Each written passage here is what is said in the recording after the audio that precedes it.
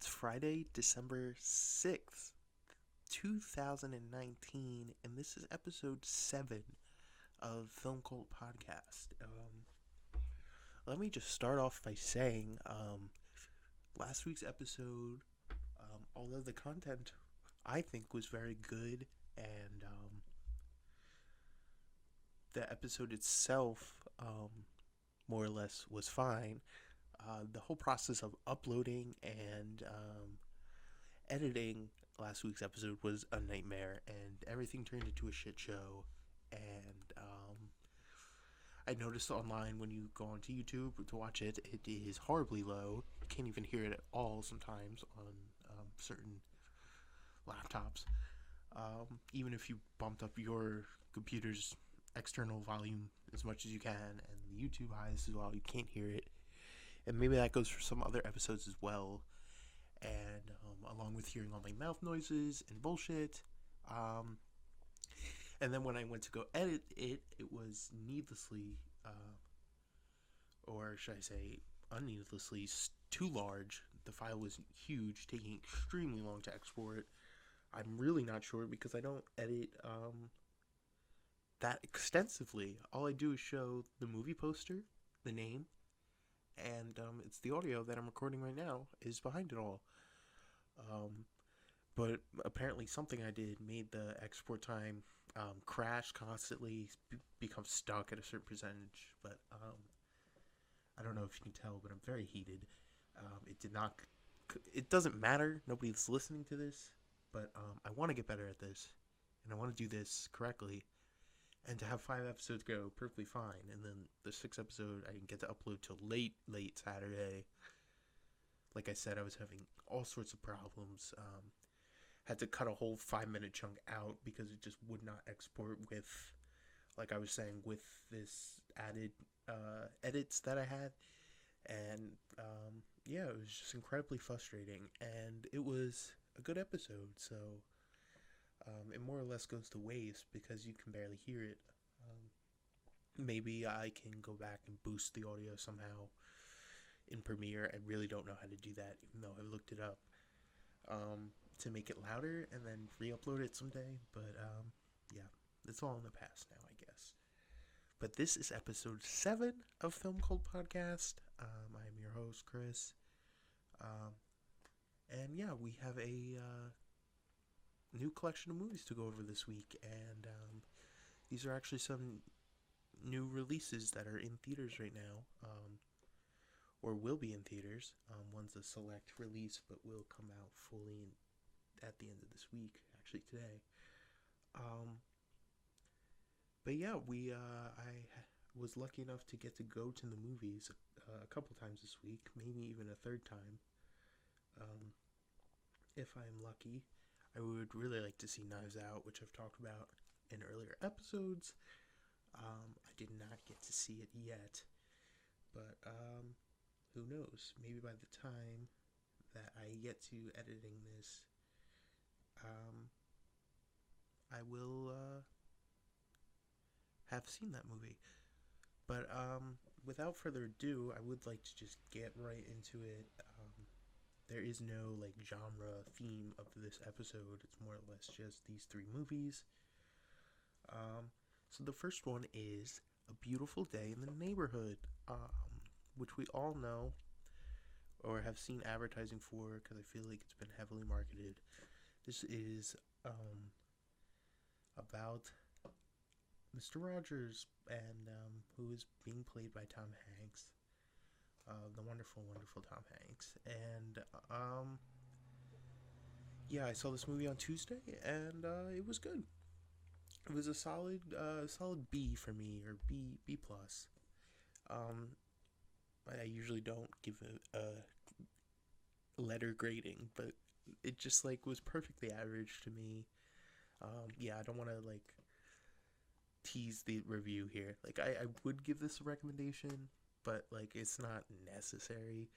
Tom Hanks more or less is doing a great acting depiction of Fred Rogers. Don't get me wrong there. But he is more or less the background character of this movie, not the focal character.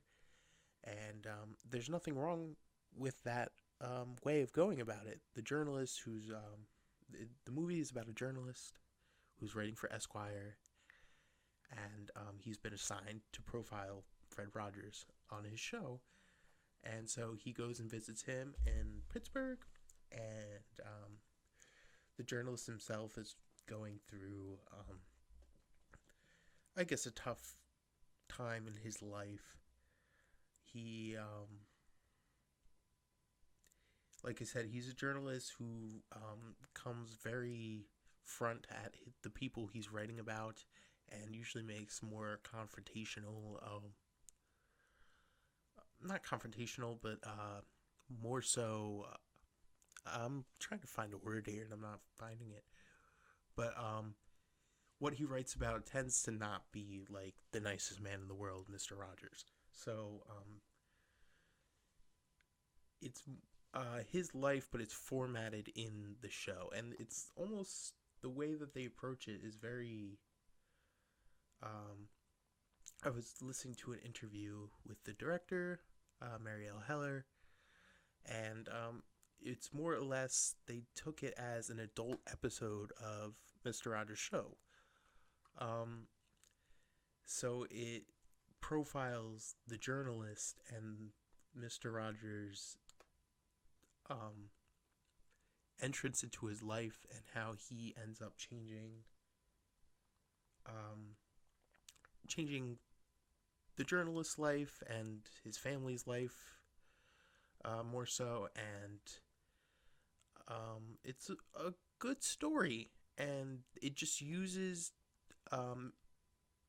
Fred Rogers as a device for this story to be able to be told, I guess.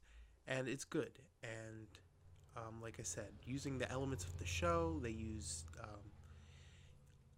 Mr. Rogers always had those little miniature towns and people that he used in the intro of his show, so they use that sort of theme throughout the whole entire movie. So when the journalist is traveling to Pittsburgh, it shows him getting into a little miniature of a plane and flying across the town. And so the whole entire world basically looks like Mr. Rogers' neighborhood. I personally did not. I remember watching the show, but I don't remember. This was coming out more towards the. Yeah, I was only born in 1997, so I know Mr. Rogers only went till probably the late 90s. So yeah, it kind of was a little before me, but I still have a fondness for. I love Tom Hanks and I love Fred Rogers, and this movie really just shows you how much of an absolute, just genuine human being Fred Rogers was. And we have charismatic, fun Tom Hanks, but he's really, in order to get into the role, he's really dialed back, because Mr. Rogers is a listener. He's a mostly silent guy who just wants to hear you. He wants to hear about your day and how you are, and who you are as a person, and was just so kind and beautiful. And yeah, all the people working on the Mr. Rogers set would just just be sitting and waiting, because he would give full undivided attention to every single person in the room, and people say it was almost exhausting to how nice he was. But yeah, this movie is by no means bad. I know maybe a B flat kind of sounds a little rough, but I'm by no means knocking the performances in this movie. I feel like it was very solidly acted. If you have some sort of affection for a nostalgic feel for Mr. Rogers' Neighborhood, which I'm sure many older fans do. The crowd that I went to was all mixed. Excuse me. Was all mixed between all different ages, and it seemed like as a whole the movie was very much enjoyed. But yeah, Yeah, so a soft recommendation for A Beautiful Day in the Neighborhood. And yeah, so that is my first review. I'm going to quickly check the time here, just a little over 10 minutes. Um, that's actually not that bad. Um, and now I will jump into my second movie review. Something that came out recently in a limited theatrical release. Full theatrical release will be on today's date, December 6th, but I got to see it the Saturday before that. Um, this is a movie that is written and directed by Shia LaBeouf. No, not directed. Written and starring Shia LaBeouf, but directed by Alma Hayek. Hayek? It's very hard to say her name with an apostrophe in the middle there. Um,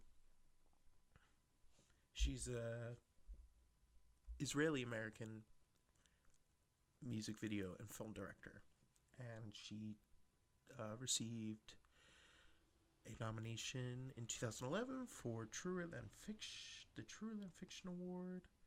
I do not know any of her works, but the movie is more or less autobiographical about Shia LaBeouf and his life. And I personally really like Shia LaBeouf as an actor. Um, Growing up, Holes was one of my favorite movies. I love that movie.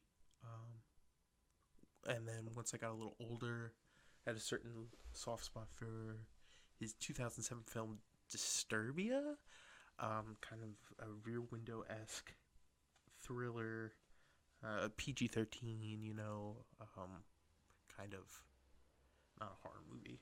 I definitely would class, but yeah, like a thriller type film, and I always loved that movie. And yeah, definitely have a certain interest in Shia LaBeouf, and I definitely recommend this film. Um, it is a unique perspective into the life of a child actor that a lot of people know, um, but maybe do not know fully as this movie goes into show. We get two split timelines of Shia LaBeouf's life, or in this movie, his name is Otis, but it's very clearly shown that this is autobiographical. If you look into this at all, there's several interviews with Shia LaBeouf talking about it and so on, but we get to see a 12-year-old Otis Shia in 1995, where he's 12 years old, and a slightly older 22-year-old Otis in 2005. So this is right around the time where Shia is filming Transformers, the first one, and 1995 is more or less in his Even Stevens time where he was starring in that show. So we get two very different times in his life. I'm 22 right now, so to see it starts out in 2005 with just a wonderful introduction to these different timelines. It starts off with Shia filming a scene, or Lucas Hedges as Shia LaBeouf. So this film stars Shia LaBeouf as his father. Sorry, there's more I need to explain before just going into this. Shia LaBeouf is playing his father, Lucas Hedges, who's a great actor. I've seen him in a couple of other things. And Noah Jupe is also playing the youngest version of Shia. So we have two people playing Shia LaBeouf, and then we have Shia LaBeouf himself playing his father. So very cool way to express the story, and to have Shia LaBeouf acting in this film but not as himself, playing with other versions of himself, definitely a unique concept, and it works really, really well. Yeah, I was totally intrigued with this film, and I wanted to see it for like the longest of times, and I finally got to see it on Saturday. And yeah, like I said, the introduction of this film starts off with Lucas Hedges playing 22-year-old LaBeouf, and he's filming a scene of Transformers, and it's about to start, and the clapboard, which was, a film clapboard, which comes out and says, the date, the scene, the take, the production, so on and so forth. But instead of saying all that, it just says 2005, and they clap the clapboard, and then it goes into the scene. And it does that as well for the 1995, and I just feel like that's the 1995 timeline. I just feel like that's such a brilliant way to introduce a time period, and to do it with both time periods. And it doesn't do that the whole time back and forth, but we are jumping back and forth from 1995 to 2005, back to 1995. And more so, the film takes place with the younger version of Otis or Shia LaBeouf. But, yeah, Lucas Hedges is who's playing the older version, and he was in Manchester by the Sea, which came out in 2016. Lady Bird, which came out in 2017. He was in 3 Billboards. Outside of Ebbing, Missouri, which is an awesome film. All 3 of those are actually really, really strong films in their own categories. But and Noah Jupe is the 12-year-old Shia. Excuse me. And he's been in Wonder, which came out in 2017. A Quiet Place, which came out in 2018. Very, very talented kid actor, which he obviously has to be to match the acting chops of 12-year-old Shia LaBeouf, who's in these very charismatic scenes and playing beside Shia LaBeouf as his father, Jeff. It's really, really good. I'm sorry, I was kind of on a trail there and it kind of lost itself. But at least for me, I feel that I wanted to see more of the 2005 22-year-old Shia LaBeouf timeline. It more or less jumps further back to the 1995 timeline more often. But for me, I don't know, just seeing that time, we don't really get to see much of his life. He is quickly arrested for DUI, which is true to life, I believe. Maybe not, maybe later on in his life, but and he's sent to a rehabilitation center where he begins to write the screenplay for what is this movie. So there's kind of that meta aspect that not in the 1995 timeline, but in the 2005 timeline, he is talking to a therapist and writing out his feelings and writing about his father, and develops the idea for what is this movie. And at the end of the movie, he talks to his father and says, "Hey, I'm thinking about making this movie about you." And he says, "Make me look good, honey boy." And yeah, so that kind of seeing a film lead up to the conception of its own movie is, like I said, again, very unique and very not the norm. I really, really enjoyed that. And it's so interesting to learn about, talking about the 1995 timeline now, that, even though Shia LaBeouf is becoming a pretty famous child actor at this time, getting a lot of different roles. I mean, not just Even Stevens, but to what he got in his early childhood. But he's not living, like that life that you would probably think of a successful actor in Hollywood, no matter what your age is. He is with his dad, who's basically who he is paying to chaperone him around to and from the studio. And his father is very abusive, emotionally and physically as well. And everything, it feels real in the movie. And there is just there's really good music. The soundtrack is very very good in this film as well. But yeah, this film gets my recommendation, of course. Um, Maybe I'm biased because I like Shia LaBeouf so much, and this is a autobiography on his life, in two different times. But yeah, everything is really good in this movie, and I had a lot of fun watching it and going to see it. So that is my review of Honey Boy, which came out today for most of you to a wide release. So if you can go check it out, please do. And just one final footnote about Honey Boy. As the end credits were rolling, they showed real pictures of Shia LaBeouf and his father, and throughout the years, and which is all cool and stuff. It goes with the movie, obviously. And there was a girl sitting like 2 or 3 rows behind me, and she's like, "Oh, is this based on a true story?" And like, that just kind of blew my mind. Like, I feel like it made it very, very clear that this was true and it was about Shia LaBeouf's life. But I just, it blew my mind how you could go see a film and I have no idea what it's about. But hey, I guess that's kind of cool too. But I don't know if I was just baffled by that question. She was like, "Oh, this is about Shia LaBeouf, his life." I'm like, how did you not grasp that by after seeing the whole entire 2 hour film that this was about Shia LaBeouf? Like, you didn't understand that?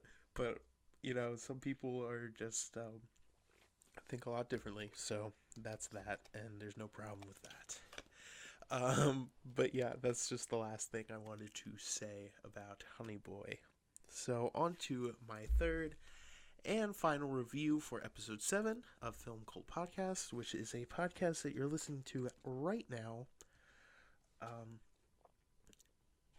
Happens every single Friday, as long as there's no export problems. I'm trying to actually get a few of these done ahead of schedule and plan them out accordingly. That way I won't have any upload failures or anything like that. But now we're starting to talk like someone with a lot more than 5 subscribers. So, yeah. That was one thing on Saturday that finally I was getting so frustrated with doing this. And I wasn't getting the upload like I was saying. And I messed it up and the export wasn't working. And I finally thought, I was like, wait, nobody's waiting for this to be uploaded. So it doesn't really matter if it's out on time. The on time is literally me and myself just thinking of a deadline, and it really doesn't matter at this point. I don't have any fans to disappoint by not uploading it on the day scheduled. So, yeah. But for me, I would like this Film Cult Podcast to be every single Friday for 30 minutes. That gives me about 10 minutes for each movie. I feel like that's a fair amount of time to discuss pros and cons and what I liked and what I didn't like and all that jazz without being too long-winded and just boring. I say that, and a lot of podcasts I listen to are so much longer than this one, like a 1.5 hour, 2 hour podcast, and I love it. I watch all of it. And I'm talking like, H3 Podcast, Joe Rogan, Your Mom's House, like all these like really good long-time podcasters at this point. And I watch new ones too. So this show has more episodes than Whitney Cummings' podcast. So, wow, she's a celebrity who has probably thousands and thousands of listeners. But hey, I have more episodes than she does. So, sorry. You're out of luck, Whitney. But I digress and I go really, really far off topic here. But the third and final film that I will be reviewing is The Irishman, starring, of course, Al Pacino, Robert De Niro, and Joe Pesci, and directed by the ever-talented Martin Scorsese. This film has been gotten been garnering a lot of buzz, obviously because it has such heavy hitters starring in it again. It's a crime movie, of course. What Martin Scorsese is known best for, and to have all these, like I said, heavy hitter, uber famous stars, De Niro, Pacino, Pesci, back again.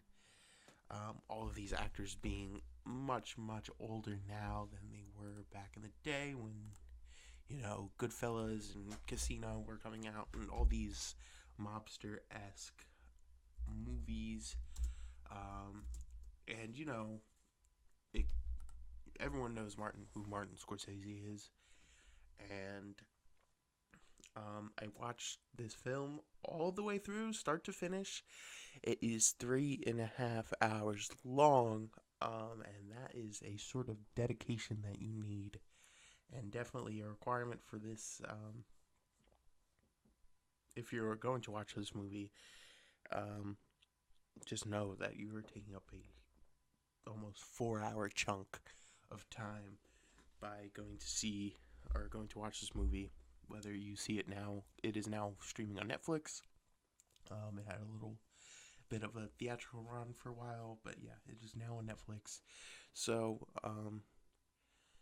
I have no problem saying I watched probably about 2 hours of it, paused it, stopped, took a break, and then finish up the other hour and a half later.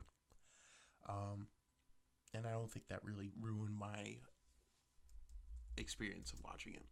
And that's why I thank Netflix for putting or buying this movie, because I feel like it's easier to watch in larger chunks than to watch the whole thing through.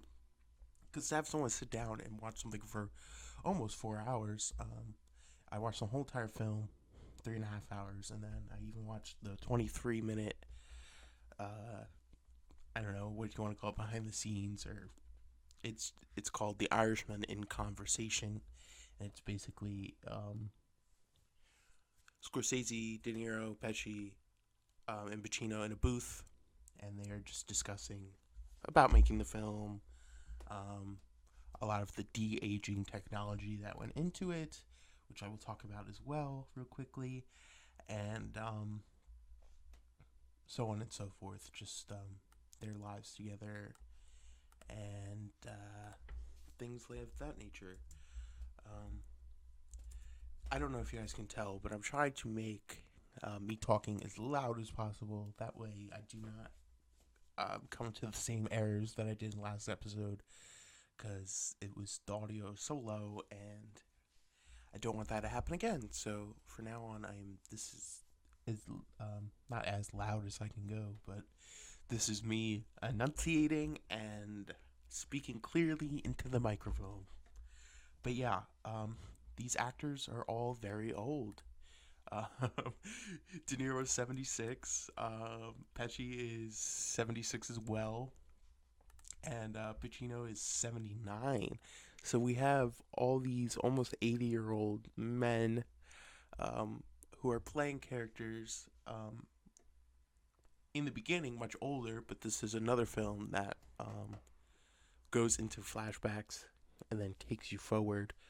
But yeah, they're supposed to be playing a lot younger versions of themselves, and as much as they try and as much as they are great actors, there's nothing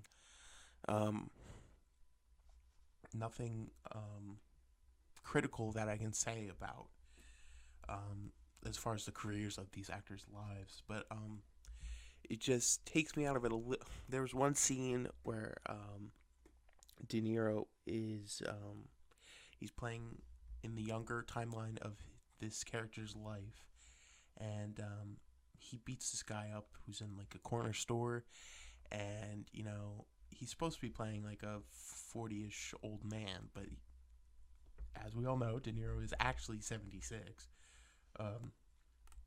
So it just like him beating him up, I feel like wish they just cut it a different way and they didn't show it, because you can just tell how old Robert De Niro is, and he's like stomping this guy's hand out on the corner of the street after throwing him through a window, and just the whole thing seems very bulky, and it's like a 76-year-old man through a window. Like, it just, everything seemed very slow. He's trying to stomp on his hand, but he's like stomping with the other foot, and I'm just like, oh, De Niro, please, this is not your moment.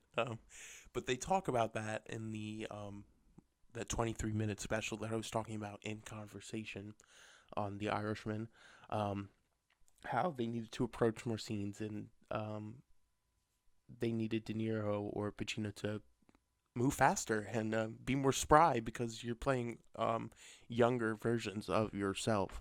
So you need to move in a certain way, have a certain, I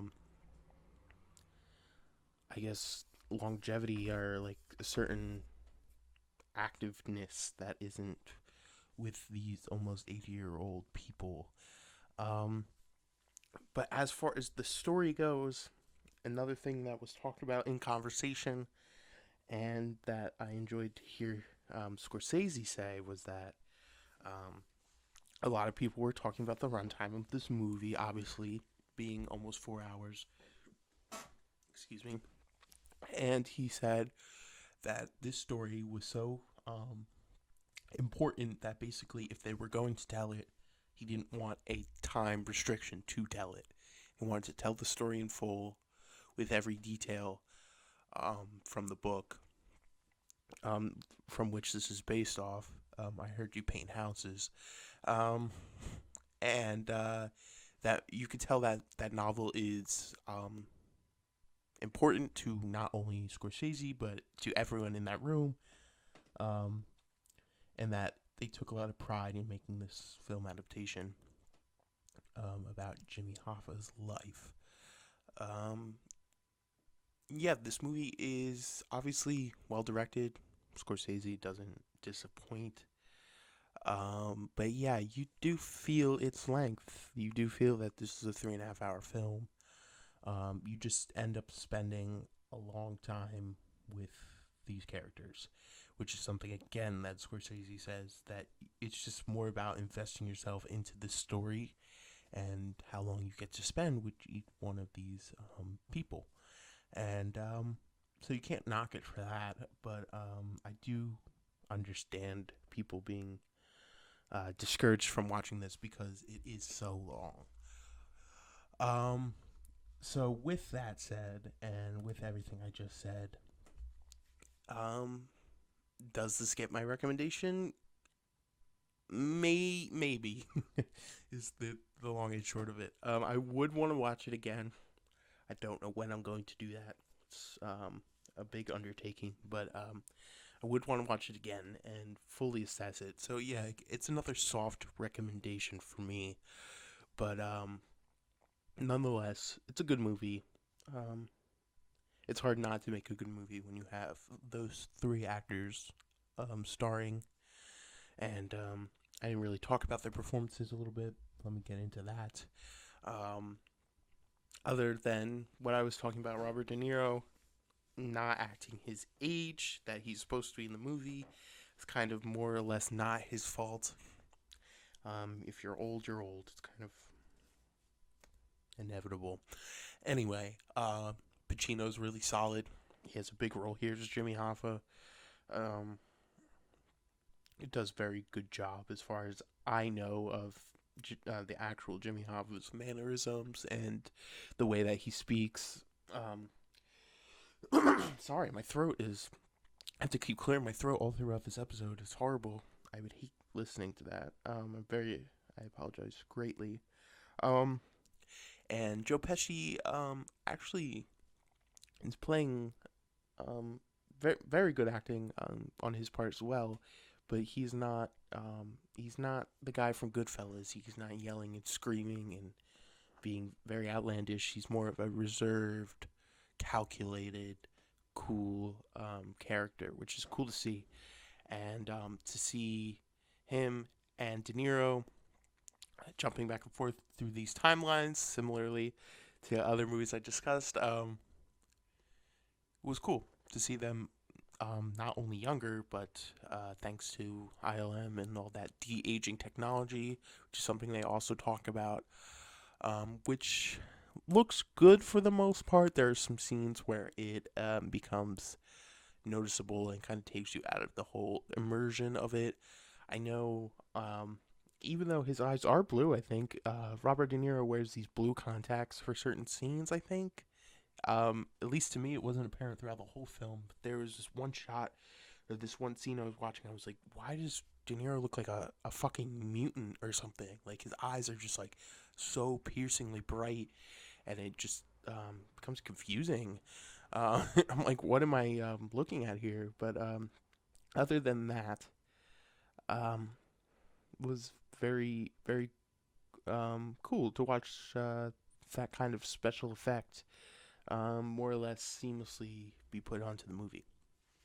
But we're actually going way long on this podcast, so yes, it gets my soft recommendation, and that will be that. So that was this week's cultivation of films. I hope you enjoyed listening. I decided to do A Beautiful Day in the Neighborhood, um, wow, Honey Boy, and The Irishman, because they're both, all three of them are recently came out, and just decided to do that. Instead of picking two movies that came out in theaters and then some film from 2004 or whatever, it just seemed right to just pick three films that are current releases just for this week. But next week, who knows what we'll do. I have so much more movies lined up, some that I've watched, some that I haven't. So thank you again for listening. God. Hopefully my throat will get better before the next episode. But yes, this is Film Cult Podcast. I am Chris, your host, your podcaster. Thank you so much for listening. Comment, like, subscribe if you can. I would always like for you to reach out at my email, filmcultpodcast@gmail.com. You can send me film suggestions, critiques, whatever you want. Send me a letter about your feelings. I'll probably read it. The inbox is empty, so literally anything. I will see you guys next week for 3 more films to review and discuss. Thank you so much. Have a great weekend.